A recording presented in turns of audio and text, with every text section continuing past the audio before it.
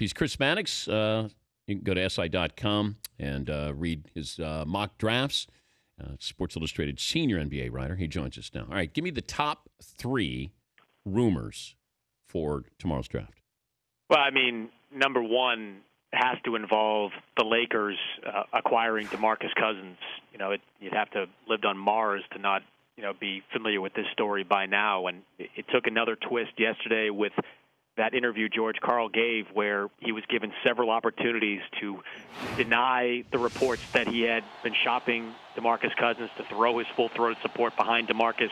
He didn't do it. So until the Kings actually draft somebody with that 6th overall pick, no matter what Vlade Divac says, no matter what Divac Ranadive says, these rumors are going to persist.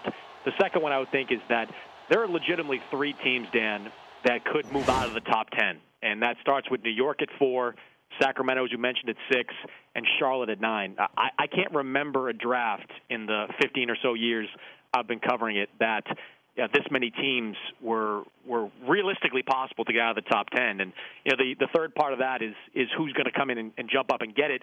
I think the Boston Celtics right now are in a great position and are more likely than not to get into that top 10. Danny Ainge is as aggressive as any GM out there, and at this point, I think Danny would probably trade his son Austin to get into the top 10 of this draft. So I think the Celtics, with all their picks over the coming years, they're going to find a way into that top 10. Give me the offer, though, that the Lakers would have for DeMarcus Cousins. It depends on who you talk to because, they've discussed parameters. Now, whether the people in Sacramento that have discussed this deal have the authority to discuss this deal is a completely different story. But the Lakers have discussed parameters with people. And from what I've been told, there have been third teams involved. Orlando has been involved. I've been told Denver has been looped into the mix at various times because George really likes Ty Lawson and wants a reunion with him in Sacramento. But for the Lakers, I think it would at least take the number 2 overall pick and Julius Randle to extract DeMarcus Cousins from Sacramento. What about the Dwayne Wade report you had earlier in the week? As I mentioned at the top of that report, Dan, most people around the league still look at the Wade Miami stuff as saber-rattling. They see Wade, and I see him as well, kind of as Miami's version of Derek Jeter. He's worth far more to the Heat than he is to any other team out there because even though he's a prolific scorer still, a 20-plus point-per-game guy, he is going to be limited to 60-plus games every single year, and he really is only one more knee tweak away from potentially having his career ended or severely hindered for the rest of it. So, most people think that Dwayne and the Heat, after going back and forth, after having even more, maybe more public spats, will eventually agree on the parameters of a deal. But if Dwayne Wade does opt out, and if he hits free agency, I've been told from people in Wade's camp and people on the Lakers side that there will be interest amongst both in bringing Dwayne to L.A. Is Paul Pierce going to end up with the Clippers?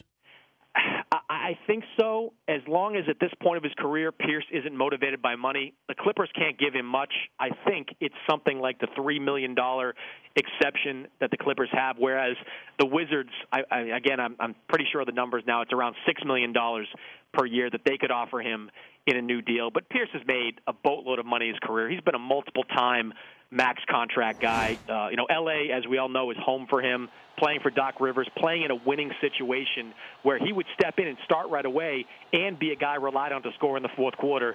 I think it's going to be real tempting for Pierce to take that short money and go to the Clippers. He's Chris Mannix from Sports Illustrated, joining us, Dan Patrick's show.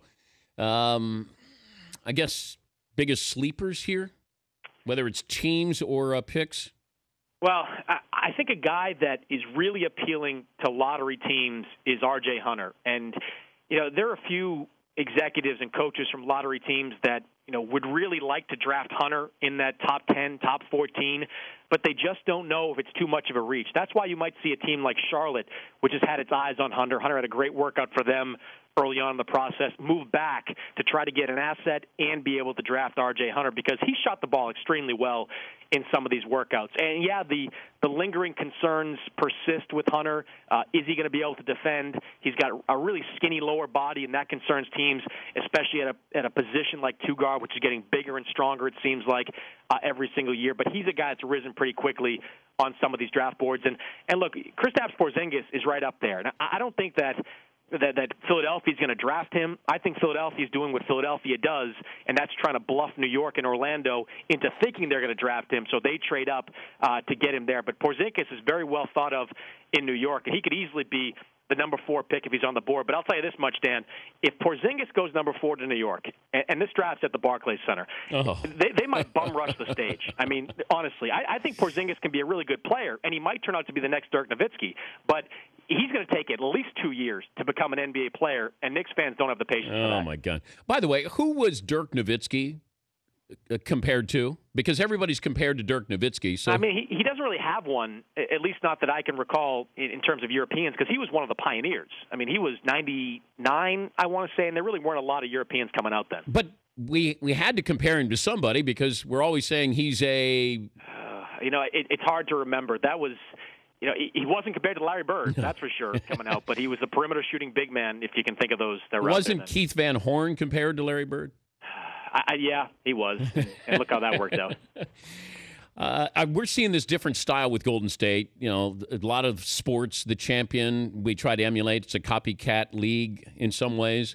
What we saw with Golden State, how will other teams try to emulate that? Will they try to emulate that? And are we going small ball around the league? I've asked a lot of people this question, Dan. I talked to Mitch Kupchak about this, a couple of weeks back. I talked to Scott Skiles about this after he got the job. And look, there's a lot to love about how Golden State plays. I mean, but at the same time, you need the type of players Golden State has to play this way. I mean, you can't just plug a bunch of guys into the lineup, start shooting threes, and hope they're going to be as successful as the Warriors. They've got maybe the best shooting backcourt of all time. They've got a four-man Draymond Green who can knock down three-pointers. I mean, they're as equipped to play their style as any team has ever played it, really is. And I do think there still is a belief that great big men and playing through the post is how to win championships. And look no further than the top of this draft. Dan, they're a really good guard. D'Angelo Russell, I've loved for a long time. I think he's going to be a special point guard. Emmanuel Mudiay, he could be pretty good as well. But there's no talk at this point of taking them in the first or second picks. I mean, Karl-Anthony Towns is going to go number 1. He's going to go to Kevin Garnett College for a year and play alongside Garnett and learn the position there. And if the Lakers keep that pick, I'd be shocked if they take anybody outside Jahlil Okafor. There still is a belief that if you can get a great big man, and they are kind of a dying breed, but if you can get a great big man and groom him, that's a way to win a championship. Man, I was really impressed with Towns. We had him on yesterday. Yeah. What a good kid. He is, and he fits into what Minnesota wants to do. Now, they had a brief flirtation with the idea of drafting Okafor, but, again, being able to put him at that power forward spot, allowing him to learn from Garnett, and they want to play up-tempo, too, which is why Towns fits in better than Jahlil Okafor does. Man.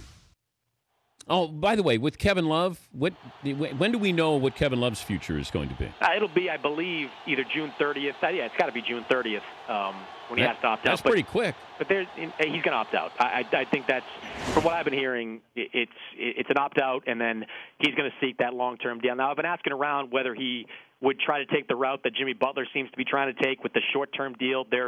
Butler's a couple years younger, I think, but they're still around the same age bracket. But my sense of this is that in the next deal Love's getting, it's either going to be a 4-year deal from somebody else or a 5-year deal from Cleveland. He's not looking to take a short-term route and take advantage of the TV money in a couple of years. Oh, okay. Because I thought you come back for one more year, and then you're the missing piece, and Kyrie Irving's healthy, and then you do win a championship. Then he can leave without any regrets, and he can go.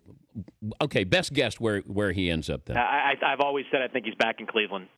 Kevin, go back to when he signed with Minnesota. He wanted a 5-year deal. He wanted to stay for a bad franchise that he knew was being terribly run by David Kahn. And I do think this shoulder injury is going to remind a player like Kevin of his own mortality. And what if he gets hurt again next year? What if he doesn't play as much now that Tristan Thompson is just tearing it up now and looks like a guy that should be starting for this team? I got to believe he signs with Cleveland and takes the long-term deal. Thank you, Chris. I know you got a busy couple of days. Thanks for joining us. You got it, Dan. All right, Chris Mannix, senior Sports Illustrated NBA writer. You can see his latest mock draft